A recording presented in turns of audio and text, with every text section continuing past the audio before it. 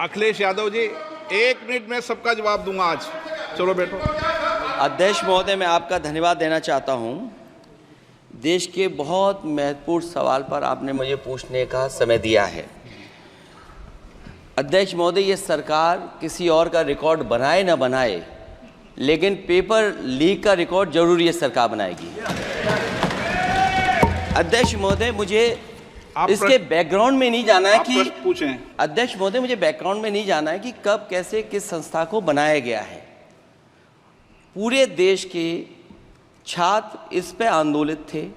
लगातार अखबार और सीबीआई की जांच के बाद चीज़ें सामने आ रही हैं, लोग पकड़े जा रहे हैं, जेल भेजे जा रहे हैं। मैं अध्यक्ष महोदय आपके माध्यम से पूछना चाहता हूं मंत्री जी से, क्या सेंटर वाइज जिन बच्चों को सबसे ज़्यादा नंबर मिले हैं, क्या उसकी सूची जारी करेंगे? 30,000 सीटें जहाँ हैं, कई सेंटर अध्यक्ष महोदय ऐसे हैं जहाँ 2,000-2,500 बच्चे पास हो गए हैं। सरकारी सीटें 30,000 हैं, कई सेंटर में 2,000 से ज़्यादा पास हो गए। कई प्रदेश के ऐसी जगह है जहाँ पर कुछ सेंटर से 600 से 650 से ज़्यादा सबसे ज़्यादा नंबर हैं। और अगर वो संस्था इतनी क्रेडिबल थी तो अध्यक्ष महोदय, जिन सेंटर्स पे ये परीक्षा हुई उन सेंटर्स का इंफ्रास्ट्रक्चर क्या था? क्या मंत्री जी ने जानकारी की थी इस बात की? अध्यक्ष महोदय, मेरे आपके माध्यम से एक ही निवेदन है कि बिना ये मंत्री जी रहेंगे तो न्याय नहीं मिलेगा बच्चों को। अध्यक्ष महोदय, आदरणीय अखिलेश जी की प्रश्न का मैं विनम्रता से उत्तर देना चाहूँगा कि अभी अभी सुप्रीम कोर्ट में जो चल रहा है केस, सुप्रीम कोर्ट ने ऑर्डर दिया पूरा विद्यार्थियों की सूची को वेबसाइट में उपलब्ध करा दो।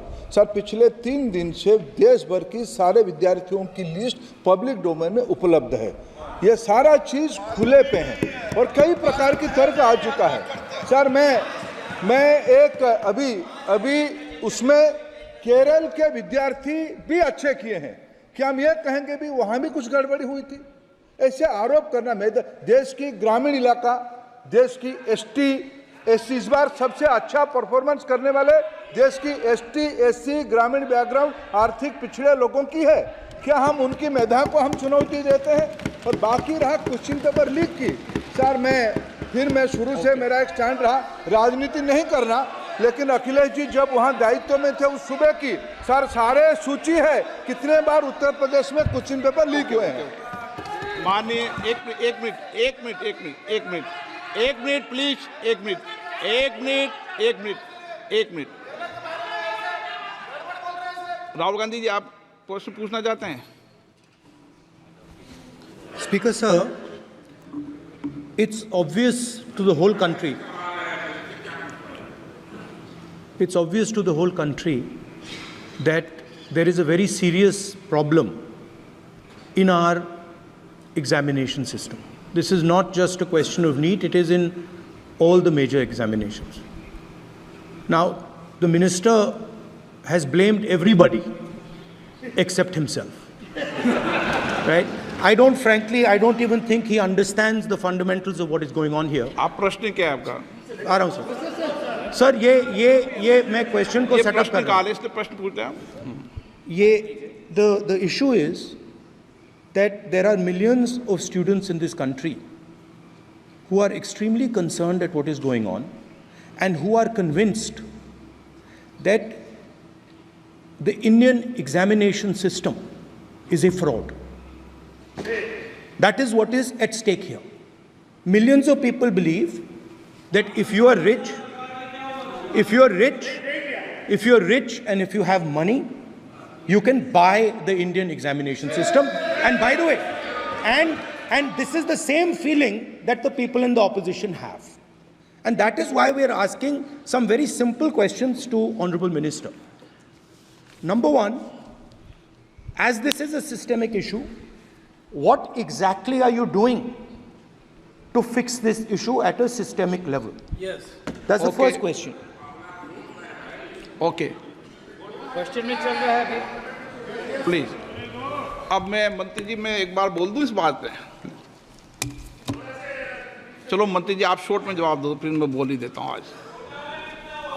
आप शॉर्ट में जवाब देना फिर। अध्यक्ष महोदय, मेरे जो शिक्षा है, मेरे जो संस्कार है, मेरे जो सामाजिक जीवन है, मेरे को मेरे राज्य की, मेरे सूबे की जनता की स्वीकृति मिली है। मैं किसी की, मेरे बौद्धिक और मेरे संस्कार की सर्टिफिकेट मेरे को सारी सदन में किसी से नहीं चाहिए।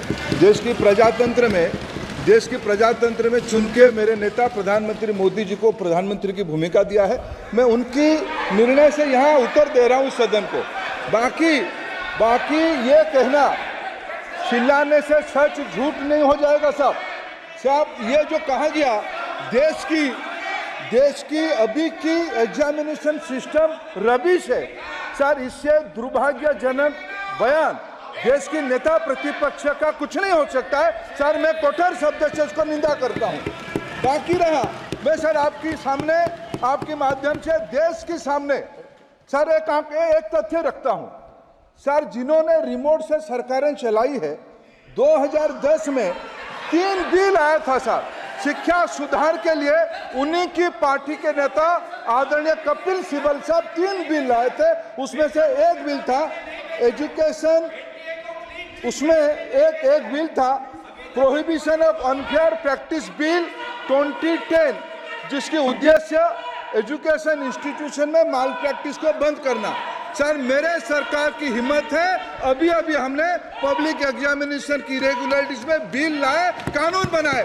क्या मजबूरी था कांग्रेस पार्टी की, क्या मजबूरी था नेता प्रतिपक्ष की? उन्होंने उस बिल को उल्टा किया, किसके दबाव में उल्टा किया? क्या निजी मेडिकल कॉलेज की दबाव में, उनकी घूसखोरी की दबाव में उन्होंने उस बिल को उल्टा किया था? सच सुनने की सामने ही है ये।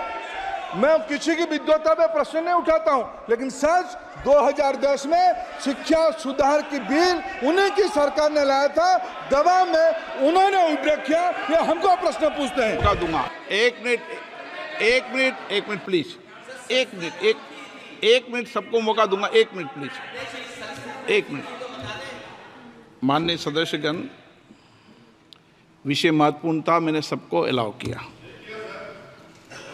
लेकिन एक बार इस सदन के अंदर ये सार्थक चर्चा होनी चाहिए, क्योंकि प्रश्न ये था कि परीक्षाओं के विषय के अंदर, और आप सबको पता है देश में अलग अलग राज्यों के अंदर भी अलग अलग दलों की सरकार रही, और उन अलग दलों की सरकार में आपकी भी सरकार रही, अन्य दलों की सरकार रही।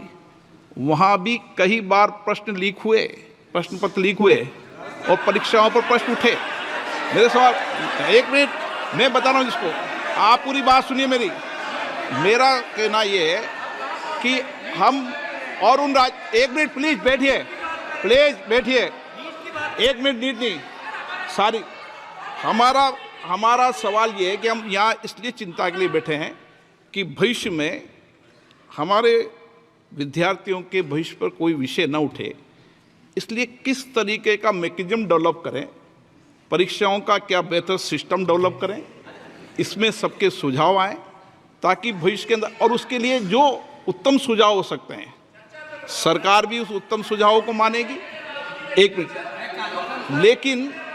लेकिन हम अगर सारे परीक्षाओं पर सवाल उठाएंगे तो कई राज्यों में कई दलों की सरकार है जो परीक्षाएं आयोजित करती रहती है। हम सारी परीक्षाओं पर सवाल उठाएंगे तो जो बच्चे उत्तीर्ण होते हैं उनके भविष्य पर और भारत की परीक्षाओं पर, भारत की शिक्षण व्यवस्थाओं पर पूरे विश्व में एक बहुत गंभीर असर पड़ेगा, जो सदन की चिंता का विषय है। और इसके लिए सभी राज्यों ने अपने अपने यहाँ कानून बनाए, संसद ने भी कानून बनाए। कानून बनाने के अलावा इस विषय के अंदर एजेंसी जांच कर रही है, कोर्ट निगरानी कर रही है। हमारा सवाल ये होना चाहिए कि हम कैसे सकारात्मक रूप से सुझाव देकर इस सिस्टम को और बेहतर कर सकते हैं, ये होना चाहिए। आरोप प्रत्यारोप से सदन नहीं है, आप बेहतर सिस्टम डेवलप करो। और कभी भी सारे एग्जामिनरों पर सवाल उठाना सदन के लिए उचित नहीं है। ये सदन इसके लिए है भी नहीं प्लेटफॉर्म।